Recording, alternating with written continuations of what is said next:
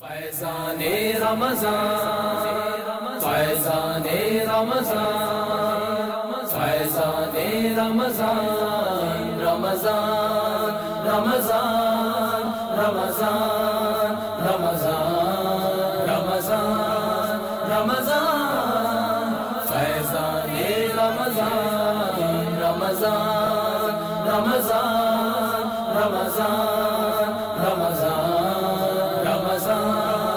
رمضان، فیضان رمضان۔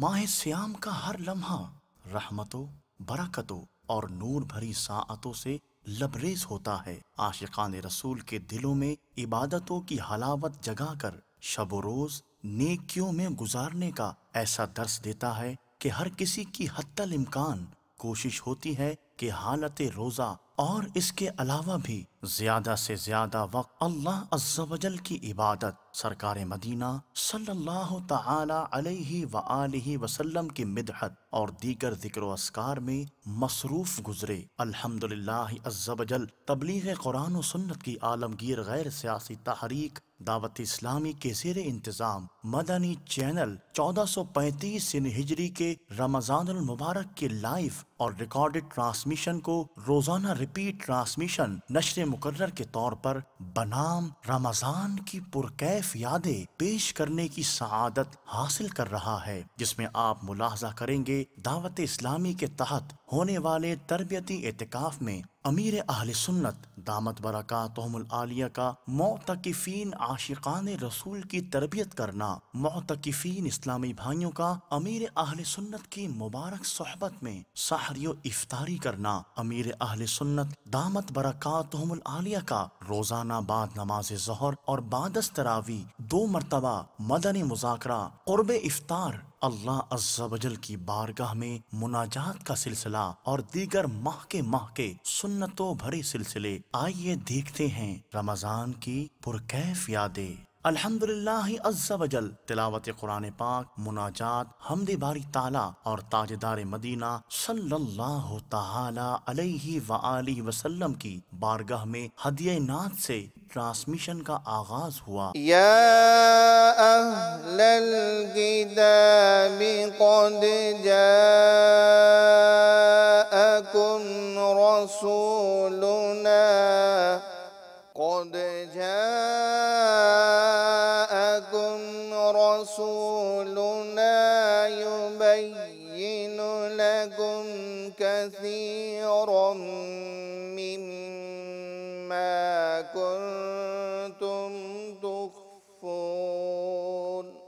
ہو بیان کس سے تمہاری شان و عظمت یا رسول، جب تمہاری خود خدا کرتا ہے مدحت یا رسول، جب تمہاری خود خدا کرتا ہے مدحت یا رسول۔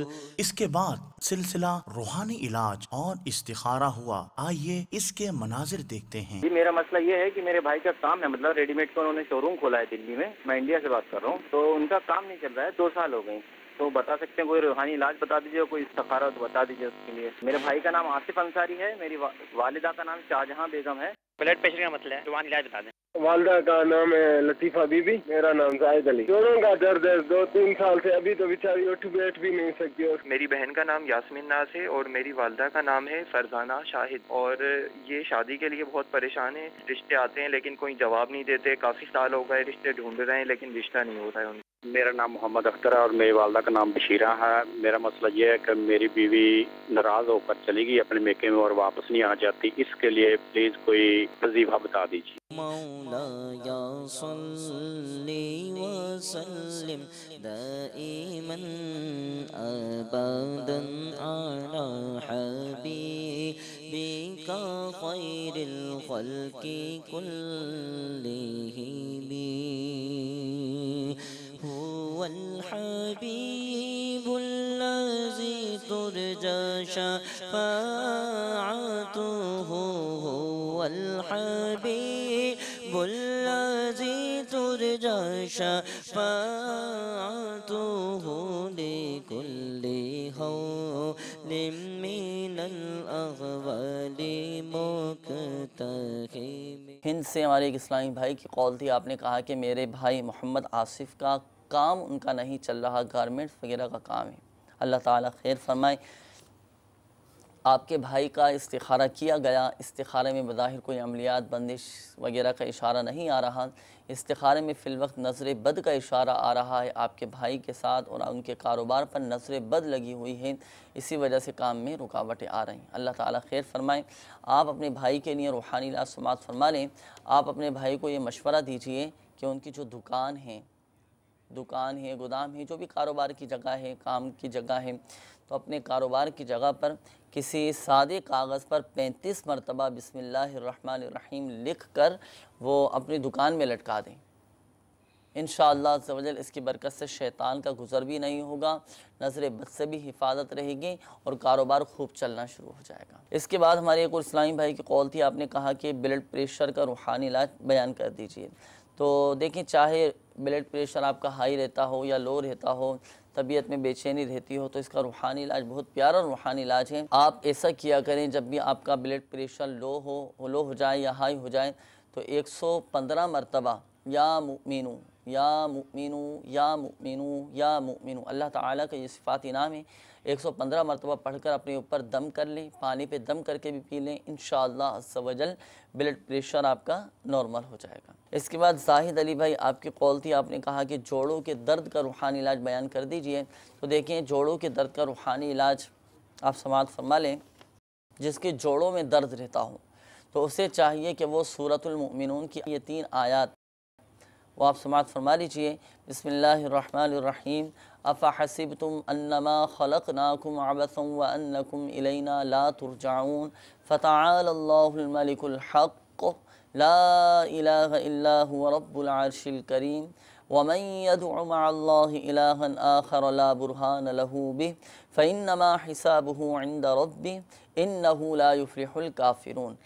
سورۃ المؤمنون کی یہ 3 آیات آپ ہر نماز کے بعد پڑھیں، ہر نماز کے بعد 7 مرتبہ یہ آیات پڑھ کر اپنے ہاتھوں پہ دم کر کے جوڑوں پر پھیر لیں، انشاءاللہ عز و جل شفا حاصل ہوگی۔ ایک اسلامی بھائی کی کال تھی، آپ نے کہا کہ میری ہمشیرہ کی شادی میں بہت زیادہ رکاوٹیں آ رہی ہیں، استخارے کے حوالے سے آپ نے کہا تھا، آپ کی ہمشیرہ کا استخارہ کیا گیا، تو رشتوں کے حوالے سے تو کوئی بندش کا اشارہ نہیں آ رہا، اللہ تعالیٰ کی طرف سے ہی رکاوٹوں کا اشارہ آ رہا ہے، آزمائش کا اشارہ ہے، اللہ تعالیٰ خیر فرمائے۔ رشتوں میں رکاوٹیں دور ہو جائیں، شادی کے اسباب بن جائیں، پیدا ہو جائیں، تو اس کا روحانی علاج آپ سماعت فرما لیجئے۔ یہ روحانی علاج ایسا ہے کہ جسے شادی کرنی ہو وہ خود یہ عمل کریں۔ اب جیسے آپ کی ہمشیرہ کی رشتے میں رکاوٹیں ہیں، تو آپ کی ہمشیرہ خود اس پر عمل کریں۔ انہیں چاہیے کہ وہ رات کو سونے سے پہلے 41 مرتبہ سورہ اخلاص اول و آخر 11 بار درود شریف کے ساتھ پڑھ کر صرف شادی کے لیے دعا مانگیں، اور اس عمل کی جو مدت ہے وہ ہے 90 دن۔ 90 دن تک آپ کی ہمشیرہ اس عمل کو مسلسل جاری رکھیں، اور اگر اس دوران منگنی وغیرہ ہو بھی جائے تب بھی اس عمل کو موقوف نہ کریں، جاری رکھیں، جب تک شادی نہیں ہو جاتی اس وقت تک یہ عمل کرتے رہیں۔ اسلامی بہنیں باری کے دنوں میں سورہ اخلاص کا ابتدائی لفظ قل نہ پڑھیں، یعنی وہ ایام جن میں قرآن مجید کی تلاوت کرنا منع ہے، ان ایام میں سورہ اخلاص کا ابتدائی لفظ قل نہ پڑھیں، بلکہ هو اللہ احد سے شروع کریں۔ اور جب یہ وظیفہ کرنے لگیں تو بنیت قرآن اس کو نہیں پڑھنا، بلکہ بنیت حمد و ثنا پڑھنا ہے، بلا نیت قرآن بنیت حمد و ثنا اس وظیفے کو باری کے دنوں میں پڑھا جائے۔ اس کے بعد ہمارے اختر بھائی، آپ کی کال تھی، آپ نے کہا کہ زوجہ ناراض ہو کر چلی گئی ہیں، اللہ تعالیٰ خیر فرمائے، آپ کے درمیان اور آپ کی زوجہ کے درمیان محبت عطا فرمائے۔ اس کا روحانی علاج ہے، وہ سماعت فرما لیں۔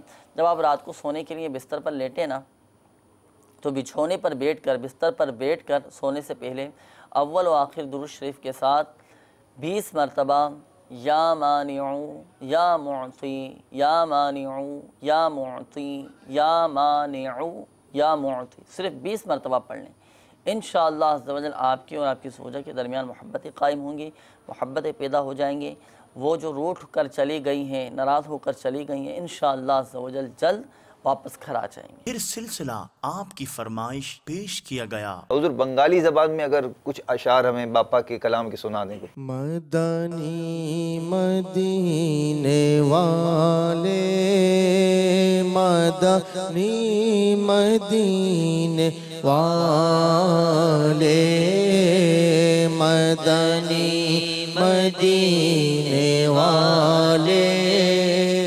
مدنی مدینے والے، যেদিন হবে তোমার দিদার, সেদিন ঈদ হবে আমার, যেদিন হবে তোমার দিদার, সেদিন ঈদ হবে আমার, আমায় একটু দিদার দাও না আকা, আমায় একটু দিদার দাও না, মদনী মদিনে والے۔ بابا جانی کی آواز میں نعت سنا دیں۔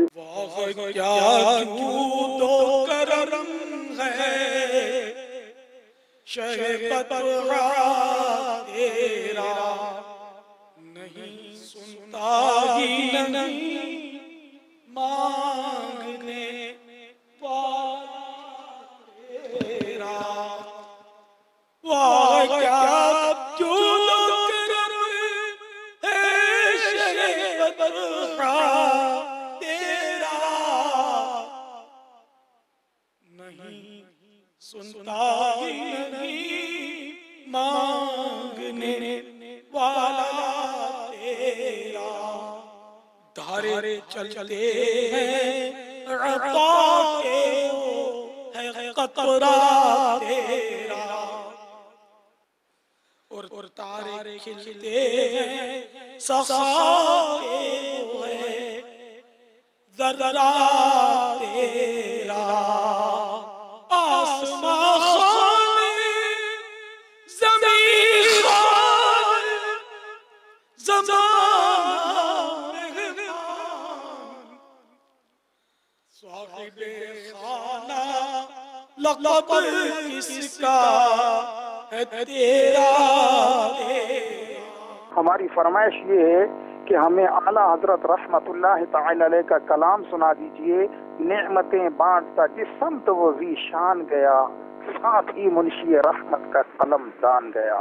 نعمتیں بانٹتا جس سمت وہ ذیشان گیا، ساتھ ہی منشی رحمت کا قلم دان گیا، لے خبر جلد کے غیروں کی طرف دھیان گیا، لے خبر جلد کے غیروں کی طرف دھیان گیا، میرے مولا میرے آقا تیرے قربان گیا۔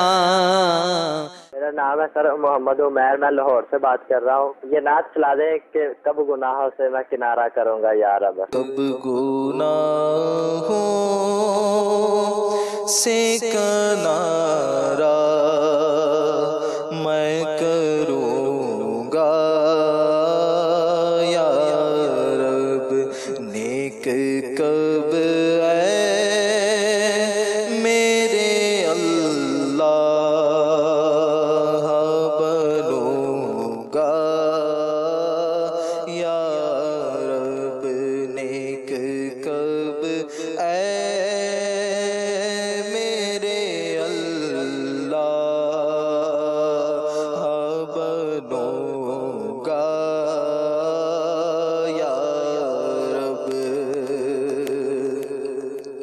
کب گناہوں کے مرض سے میں شفا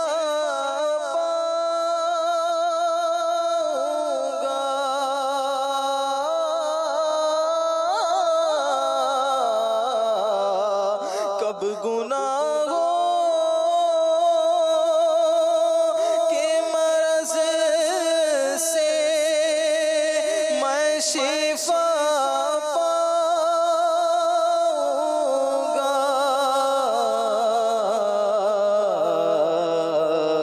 کب میں بیمار مدینے کا بنوں گا یا رب کب میں بیمار مدینے کا بنوں گا یا رب. بعد نماز ظہر اپنی نماز کو درست کرنے کے لیے آپ نے دیکھا سلسلہ درد یا مصیبت کی وجہ سے یہ الفاظ آہ او اف تف نکل گئے یا آواز سے رونے میں حرف پیدا ہو گئے، نماز فاسد ہو گئی، ٹوٹ گئی. یعنی درد اور مصیبت کی وجہ سے، ان الفاظ کی وجہ سے نماز ٹوٹے گی، اور مریض کی زبان سے بے اختیار آہ او نکلا، نماز نہ ٹوٹی. یعنی مریض کی زبان سے جب یہ الفاظ بے اختیار نکلیں گے تو اس کی نماز نہ ٹوٹے گی. ورنہ چونکہ مریض کو بھی عام طور پر درد یا مصیبت ہوتی ہے، دارالافتاء اہل سنت سے رجوع کرنے کے بعد اس کی جو وضاحت سمجھی گئی اس کے مطابق عرض کر رہا ہوں کہ مریض بھی عام طور پر درد اور مصیبت ہی کی وجہ سے آہ او اس طرح کی آوازیں نکالے گا. تو اب اگر یہ آوازیں با اختیار نکلی تو نماز ٹوٹ جائے گی، اپنے اختیار سے نکلی تو ٹوٹ جائے گی، اور اگر بے اختیار ہو تو نہیں ٹوٹے گی. شرائط و فرائض کے بغیر نماز ہوتی ہی نہیں ہے. بعض باتیں واجب ہیں کہ اس کا جان بوجھ کر چھوڑنا گناہ اور توبہ کرنا اور نماز کا پھر سے پڑھنا واجب ہے. واجب کیا چیز ہوتی ہے؟ وہ کہ اگر جان بوجھ کر آپ نے چھوڑا تو کیا ہوگا؟ گناہ ملے گا. واجب جان بوجھ کر چھوڑیں گے تو کیا ہوگا؟ گناہگار ہوئے. توبہ بھی کرنی ہوگی اور نماز کو پھر سے پڑھنا واجب ہوگا، دوبارہ پڑھا جائے گا. اور بھول کر چھٹ گیا، واجب بھول کر چھوڑنے سے سجدہ سہو واجب ہوتا ہے. سلام کرنے کے بعد 2 سجدے کرتے ہیں. کسی کو پتہ ہے کہ سلام کرنے کے بعد بعض اوقات 2 سجدے کیے جاتے ہیں؟ کس کو پتہ ہے؟ ہاتھ کھڑا کرے. سلام کرتے ہیں، اس کے بعد 2 سجدے کر کر پھر قعدہ کر کر سلام پھیر کر نماز مکمل کی جاتی ہے. اسے سجدہ سہو کہا جاتا ہے. سجدہ سہو کے بیان میں ہے واجبات نماز میں سے اگر کوئی واجب بھولے سے رہ جائے یا فرائض و واجبات نماز میں بھولے سے تاخیر ہو جائے تو سجدہ سہو واجب ہو جاتا ہے. اگر سجدہ سہو واجب ہونے کے باوجود نہ کیا تو نماز لوٹانا واجب. جان بوجھ کر واجب ترک کیا تو سجدہ سہو کافی نہیں بلکہ نماز دوبارہ لوٹانا واجب ہے. فرض اور شرط کے بغیر نماز ہوتی ہی نہیں ہے. فرض اور شرط کے بغیر نماز ہوتی ہی نہیں ہے. واجب ایسی چیز ہے کہ جس کے بغیر نماز اگر آپ نے ادا کر لی تو یہ نہیں کہیں گے کہ آپ نے نماز قضا کر لی، مگر واجب بھی پورے کرنا ضروری ہوتے ہیں. جان بوجھ کر واجب جو چھوڑے گا وہ گناہگار ہے. لکھ لیجئے، جان بوجھ کر جس نے واجب چھوڑا وہ گناہگار ہے. بلا اجازت شرعی واجب چھوڑنے والا گناہگار ہے.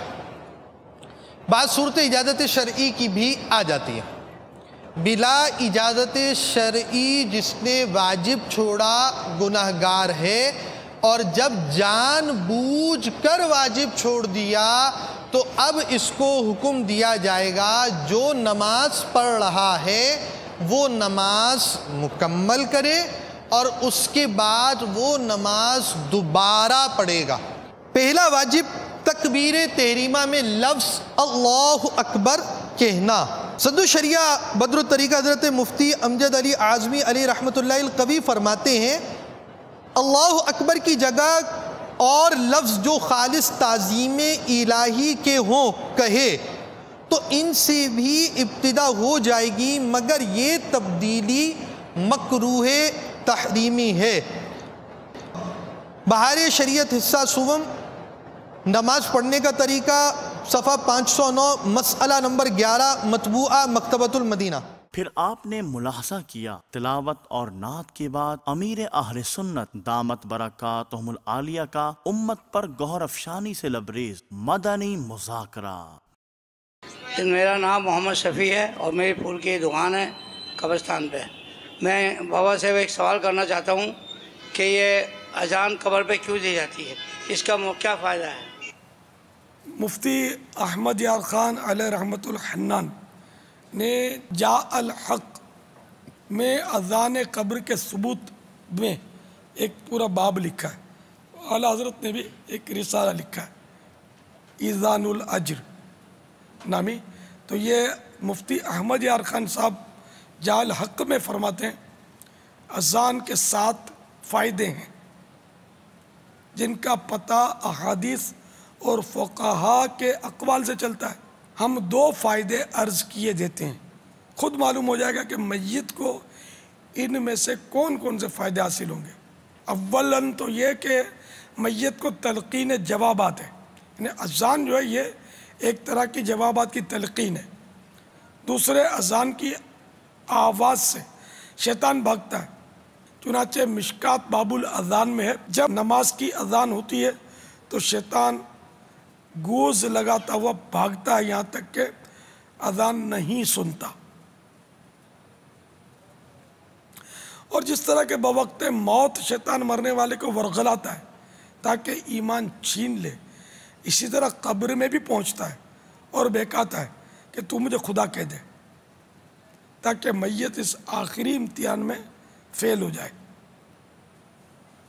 اللہم احفظنا منہ، اللہ تعالیٰ اس فتنے سے ہم کو محفوظ رکھے، شیطان کے فتنے سے۔ چنانچہ نوادر الاصول میں امام محمد ابن علی ترمذی فرماتے ہیں، یعنی جبکہ میت سے سوال ہوتا ہے کہ تیرا رب کون ہے تو شیطان اپنی طرف اشارہ کر کے کہتا ہے کہ میں تیرا رب ہوں۔ اسی لیے ثابت ہے کہ حضور علیہ السلام نے میت کے سوالات کے وقت اس کے لیے ثابت قدم رہنے کی دعا فرمائی۔ اب اذان کی برکت سے شیطان دفع ہو گیا، میت کو امن مل گیا اور بہکانے والا گیا۔ اذان دل کی وحشت کو دور کرتی ہے۔ ابو نعیم اور ابن عساکر نے ابو ہریرہ رضی اللہ تعالیٰ عنہ سے روایت کی، حضرت آدم علیہ السلام ہندوستان میں اترے اور ان کو سخت وحشت ہوئی، گھبراہٹ ہوئی، پھر جبریل آئے اور اذان دی۔ یہ مدارج النبوت جلد اول صفحہ 62 باب 7 میں ہے، اور میت بھی اس وقت عزیز و اقارب سے چھوٹ کر تیرا و تاریک یعنی اندھیرے مکان میں اکیلا پہنچتا ہے۔ سخت وحشت ہے، اور وحشت میں حواس باختہ ہو کر امتحان میں ناکامی کا خطرہ ہے۔ اذان سے دل کو اطمینان ہوگا، جوابات درست دے گا۔ چوتھے یہ کہ اذان کی برکت سے غم دور ہوتا ہے اور دل کو سرور حاصل ہوتا ہے۔ حضرت علی کرم اللہ وجہ الکریم کی روایت مسند الفردوس میں ہے، مجھ کو حضور علیہ السلام نے رنجیدہ دیکھ کر فرمایا، کیا وجہ ہے کہ تم کو رنجیدہ پاتا ہوں، تم کسی کو حکم دو کہ تمہارے کان میں اذان کہہ دے، کیونکہ اذان غم کو دور کرنے والی ہے۔ تو مرقات شریف میں ملا علی قاری علیہ رحمۃ اللہ الباری شروع باب الاذان میں فرماتے ہیں کہ میں نے اس کو آزمایا، مفید پایا، یعنی واقعی غم زدہ کے کان میں اذان دینے سے غم دور ہوتا ہے۔ چلو ایک مدنی نسخہ بھی ہمارے ہاتھ آیا کہ جب بھی غم ہو تو کان میں اذان دی جائے۔ اب مردے کے دل پر اس وقت جو صدمہ ہے اذان کی برکت سے دور ہوگا اور سرور حاصل ہوگا۔ اس طرح کی اور بھی کئی برکتیں اذان کی لکھی ہوئی ہیں، تو اس لیے قبر پر اذان دینا چاہیے، اور یہ میت کے حق میں بہت ہی مفید ہے، اور شریعت نے اس کو کہیں بھی منع نہیں فرمایا کہ اذان مت دو، اور شریعت جس کو منع نہ کرے وہ کام جائز ہوتا ہے۔ اور اس کی تو اتنی مثال ہے کہ جس کی انتہا نہیں۔ جیسے قرآن کریم اب ہم کو چھپا ہوا ملتا ہے، زیر زبر پیش لگے ہوئے ہیں، نقطے لگے، پہلے تو قرآن شریف میں نقطے بھی نہیں تھے، نہ ہا کے سر پر نقطہ تو خا بن گیا، پیٹ میں نقطہ تو جیم بن گیا، یہ بعد میں ہوا۔ پہلے بس وہ بغیر نقطے کا تھا، وہ اہل عرب جانتے تھے، پڑھ لیتے تھے۔ پھر یہ کہ زیر زبر پیش نہیں تھے قرآن کریم، یہ بعد میں لگے۔ پہلے چمڑے پر، درخت کے چھلکوں پر، ہڈیوں پر لکھا جاتا تھا، کتنی دشواری ہوتی ہوگی۔ اب پریس میں چھپتا ہے قرآن کریم، اور پارے اور یہ سب ترتیبیں بنی، یہ سب بعد میں ہوا۔ پھر مسجدوں کا یہ اس طرح کا انداز جو دیکھ رہے ہیں، پھر یہ پنکھے چل رہے ہیں تو بتیاں جل رہی ہیں، تو یہ سب انداز پہلے نہیں تھا، بعد میں ہوا۔ خود سبز گنبد جو روضہ انور پر بنا ہوا، جس کو دیکھنے کے لیے ہر ایک بےتاب ہے، یہ بھی صحابہ کرام کے دور میں نہیں تھا، سرکار کے دور میں نہیں تھا۔ اب مزاروں پہ گنبد بن رہے ہیں اور جائز ہے۔ ایسے بہت سارے کام جائز ہے کہ جو مطلب پہلے نہیں تھے، لیکن چونکہ شریعت نے منع نہیں کیا وہ جائز ہے۔ اور حدیث شریف میں اس کی اجازت ہے، مسلم شریف کی حدیث ہے کہ جو اسلام میں ایک نیا اچھا طریقہ جاری کرے اس کو اس کا ثواب ملے گا، اور اس پر عمل کرنے والوں کا بھی جب تک لوگ عمل کرتے رہیں گے ثواب ملے گا، اور دونوں کے ثوابوں میں کوئی کمی نہیں ہوگی۔ اسی طرح جو اسلام میں برا طریقہ جاری کرے گا تو اس کو گناہ ملے گا، اور جو لوگ اس پر عمل کریں گے ان کو بھی اس کا گناہ ملے گا، جب تک عمل کرتے رہیں گے گناہ ملے گا، اور دونوں کے گناہوں میں کمی نہیں ہوگی۔ یہ مسلم شریف کی حدیث کا مضمون ہے۔ تو نئی نئی اچھی باتیں ایجاد کرنے کی ہمارے پیارے آقا صلی اللہ تعالی علیہ وآلہ وسلم نے اجازت دی ہوئی ہے، اب اس کو منسوخ کون کر سکتا ہے؟ تو اذان دینا ہے تو اس کو کیوں منع کیا جائے؟ جو گانے بجاتے ہیں اس کو منع کریں نا، یہ بری چیز ہے۔ اذان تو اللہ کا ذکر ہے، اس کے پیارے حبیب کا ذکر ہے، تو قبر پر اذان دینی چاہیے، اگرچہ صحابہ کرام کے دور میں نہ بھی ہو، کوئی بات نہیں، منع بھی نہیں ہے، تو اس لیے یہ جائز ہے۔ اس کے بے شمار دلائل ہیں۔ ایذان الاجر نامی رسالہ فتح رضویہ شریف میں اتنے دلائل ہیں کہ اگر کوئی وہ تھوڑی بہت بھی اس میں سمجھ ہو نا تو وہ میرا خیال ہے وہ بولے گی کہ اب میں کسی کی بھی تدفین ہوگی جا کے اذان دوں گا، بیچارے پر اتنا فائدہ ہے اس کو۔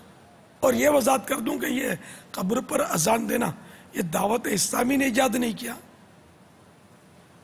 ہمارے قبر پہ اذان دی جاتی ہے، پہلے لوگوں کو اتنا پتہ نہیں تھا، دعوت اسلامی کی وجہ سے پتہ چل رہا ہے، یہ کہہ سکتے ہیں، ورنہ اذان دعوت اسلامی سے پہلے بھی میں نے خود دی ہے، دعوت اسلامی کا جب تصور بھی نہیں تھا، تو پہلے سے ہے اذان، اور یہ کہہ سکتے صدیوں سے ہے، سینکڑوں سال سے ہے۔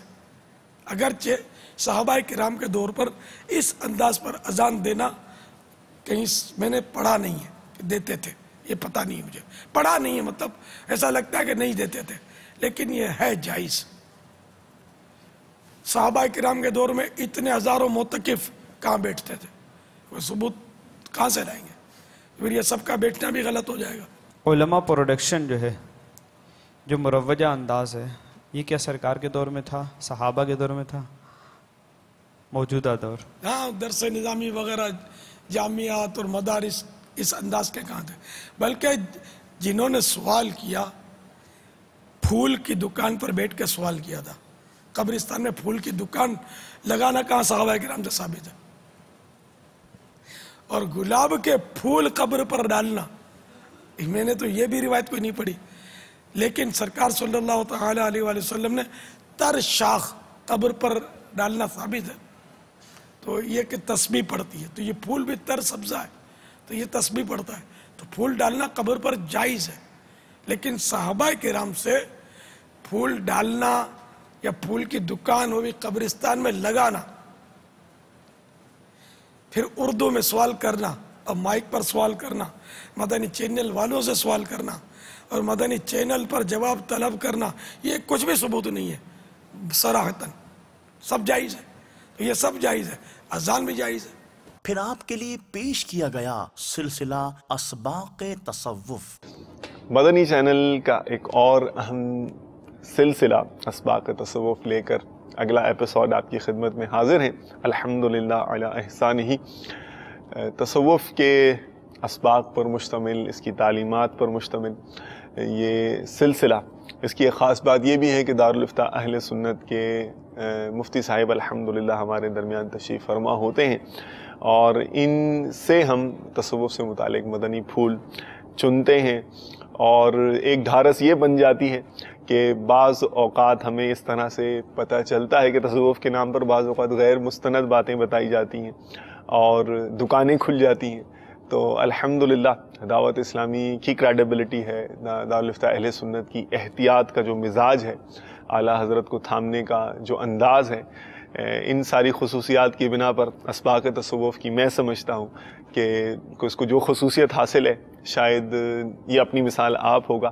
تو چلیے آج چلتے ہیں مفتی صاحب کی خدمت میں، انہیں مرحبا بھی کہتے ہیں، اہلاً و مرحباً، اور حسب معمول یہ پوچھ بھی لیتے ہیں پہلے کہ آج کا جو سبق ہے تصوف کا، میرے خیال ہے آج ہم سٹارٹ کر دیں گے پہلا لیسن۔ مجھ سے جو لاسٹ ٹائم ہماری ڈسکشن ہوئی تھی تصوف کے بیک گراؤنڈ کے بارے میں ہمیں پتہ چل گیا ہے، الحمدللہ ہماری ٹیکسٹ بک ڈیسائیڈ ہو گئی ہے، بزرگوں کی عظیم الشان شخصیت جو ہے اس سے ہم آگاہی حاصل کر چکے ہیں، اور لاسٹ ٹائم ہم نے کچھ کمٹمنٹ بھی اس طرح سے کیا تھا کہ ہم لیسن کی طرف، پہلے سبق کی طرف جائیں گے۔ تو ارشاد فرمائیے کہ آج کا جو ہمارا پہلا سبق ہوگا وہ کس عنوان پر ہے، اور ذہن میں یہ بھی آتا ہے کہ وہ پہلا عنوان ہے تو پہلا عنوان بننے کی کوئی خاص وجہ بھی ہے، تو کیا ارشاد فرماتے ہیں؟ تبویب الحکم کے اعتبار سے یہ پہلا ملفوظ ہے، اچھا اور جو آج کا ہمارا لیسن ہے، ٹھیک ہے، اور مصنف کی ترتیب کے اعتبار سے 226 نمبر ملفوظ۔ ارے واہ بھائی واہ، ماشاءاللہ نسبت والا نمبر ہے یہ بھی ایک لحاظ سے۔ اور یہ جو چیپٹر ہے، ٹھیک ہے، اس چیپٹر یعنی ابواب کے اندر تقسیم کیا نا، کسی کے اندر 5 حکم، کسی میں 3، کسی میں 2۔ جی جی، تو پہلا چیپٹر جو قائم کیا امام علی متقی ہندی رحمۃ اللہ تعالی علیہ نے، اس کا عنوان ہے کتاب العلم یا باب العلم۔ ڈیفینیٹلی اس کے پیچھے کوئی حکمتیں بھی ہوں گی بزرگان، میں عرض کرتا ہوں، اور 3 جو ہیں وہ قول جو امام عطا اللہ اسکندری رحمۃ اللہ تعالی علیہ کے ہیں، وہ اس کے تحت بیان فرمائے۔ اوکے، تو پہلا جو باب ہے وہ باب العلم ہے، ٹھیک ہے، اور جو پہلا ملفوظ اس میں درج ہے وہ یہ ہے، العلم النافع هو الذي ينبسط في الصدر شعاعه ويكشف عن القلب قناعه۔ ترجمہ اس کا یہ ہے، علم نافع وہ ہے جی کہ جس کی وجہ سے سینے کے اندر نور پھیل جائے، ماشاءاللہ نور پھیل جائے، نور جو ہے وہ امنڈ آئے، نور پھیل جائے، سینہ روشن ہو جائے۔ جی جی، وَيَكْشَفُ عَنِ الْقَلْبِ قِنَاعُهُ، اور دل میں جو پردے پڑے ہوئے ہیں وہ دور ہو جائیں۔ کیا کہنے، یہ ہے اس کا ترجمہ۔ ٹھیک ہے، اب ہم آتے ہیں اس کی تشریح کی جانب۔ سب سے پہلے تو رہا آپ کا سوال، جی جی، کہ علم کا چیپٹر ہی क्यों मुकद्दम? देखिए, इल्म बुनियाद है। ओके। ईमान की भी बुनियाद है, माशाअल्लाह। अमल की भी बुनियाद है, अमाल ज़ाहिरा की भी बुनियाद है, अमाल बातिना की भी बुनियाद है। सुभान अल्लाह। तो इमाम गज़ाली रहमतुल्लाह तआला अलैह ने भी इह्याउल उलूम के अंदर जी जी पहला चैप्टर इल्म का मुकर्रर फरमाया है। सुभान अल्लाह। ओके। अलबत्ता जो कुतुल कुलूब है जी जी, इसमें जो इल्म का चैप्टर है वो दरमियान में। सही है। तो अहादीस की जो कुतुब हैं उसमें भी जैसे बुखारी शरीफ है या मिशकात शरीफ है, इल्म का जो चैप्टर है शुरू के चैप्टर्स में ही शामिल होता है। सही सही। तो इल्म जो है वो असास है, बुनियाद है, बेस है। ठीक है। तो पहले बेस कायम होती है, सही है, फिर आगे बढ़ा जाता है। माशाअल्लाह।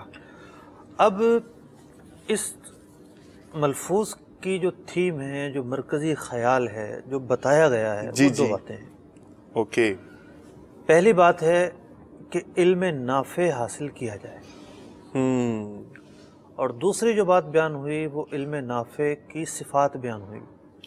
इल्म नाफे वो होता है कि जिसकी वजह से सीना रोशन हो जाता है, शरह सद्र हो जाती है, सही, और दिल के जो पर्दे हैं वो दूर हो जाते हैं। वो पर्दे जो अल्लाह ताला की मारिफत और बंदे के दरमियान हाइल होते हैं वो दूर हो जाते हैं। माशाअल्लाह।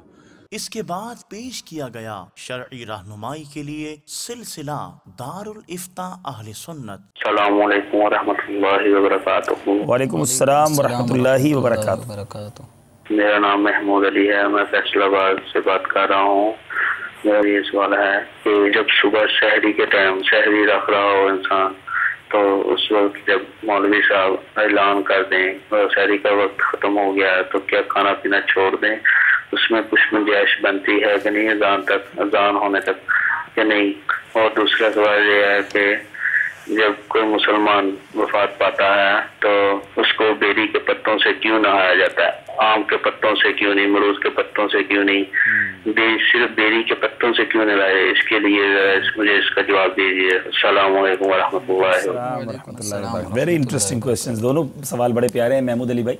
मौलवी साहब ऐलान कर देते हैं, थोड़ा गुंजाइश तो होनी चाहिए। अब मौलवी साहब जिस दिन ऐलान ना करें उस दिन क्या होना चाहिए? जिस दिन लाइट गई हो, ऐलान की सूरत ही ना बने। अब मौलवी साहब का कसूर है भाई, हमने तो ऐलान नहीं सुना। असल में देखें, इसमें मौलवी साहब के कहने पर आप रोज़ा नहीं रख रहे, ठीक है, आप अल्लाह तबारक व तआला के हुक्म पर रोज़ा रख रहे हैं। और हुक्म कुरानी ये है, हत्ता यतबय्यना लकुमुल खयतुल अब्यदु मिनल खयतिल अस्वदी मिनल फज्र। सुभान अल्लाह। इससे पीछे फरमाया गया खाओ पियो उस वक्त तक जब तक के सुबह सादिक। खुलासा ये कि जब तक फजर का उजाला वाज़े ना हो जाए अंधेरे से, तो यानी सुबह सादिक होने से पहले पहले तक खाने का हुक्म है, खाने की इजाज़त है, रुख्सत है। और उसके बाद हुक्म हुआ सुम्मा अतिम्मुस सियामा इलल लैल, फिर यानी सुबह सादिक होते ही अब रोज़े को रात तक पूरा करना है। तो ये जो मौलवी साहब जो कह रहे हैं, ऐलान कर रहे हैं कि सहरी का वक्त ख़त्म हो गया है, तो ये आपसे सहरी बंद नहीं करवा रहे, ये आपको बता रहे हैं कि सुबह सादिक का वक्त हो गया है और हुक्म रब्बी के तहत अब आपको खाना पीना छोड़ना होगा और रोज़ा रखना होगा। तो लिहाजा इसके अंदर ना अगर बिलफर्ज एक आध मिनट वो लेट हो जाते हैं ऐलान करने में, तो उनके ऐलान पर अगर आप किसी ने खाना पीना जारी रखा ऐलान तक, तो उसका रोज़ा नहीं होगा, क्योंकि इसका ताल्लुक ऐलान से नहीं है, इसका ताल्लुक अजान से नहीं है। सहरी बंद करने का ताल्लुक है सुबह सादिक होने से। अच्छा, जब कोई मुसलमान ये इंतकाल होता है, बेरी के पत्तों से क्यों नहलाया जाता है? असल में बेरी के पत्तों में ये खासियत है कि इसकी महक से कीड़े मकोड़े नहीं आते। अच्छा। तो चूँकि हम जब मुर्दे को गुस्ल देंगे और इसको हम सिपुर्दे खाक करेंगे, मिट्टी में रखेंगे, तो हशरातुल अर्ज़ उसके करीब ना आए, इस बिना पर बेरी के पत्तों से नहलाया जाता है। और अल्लाह ताला चाहे तो उसको कब्र के जो कीड़े मकोड़े, जो अज़ाब के मामलात हैं, अज़ाब देने वाले जो चीज़ें हैं, अल्लाह ताला उनसे भी बचाए। तो एक फ़ाल है, हम अपने मुर्दे के साथ भलाई का काम करेंगे ताकि इस मुर्दे को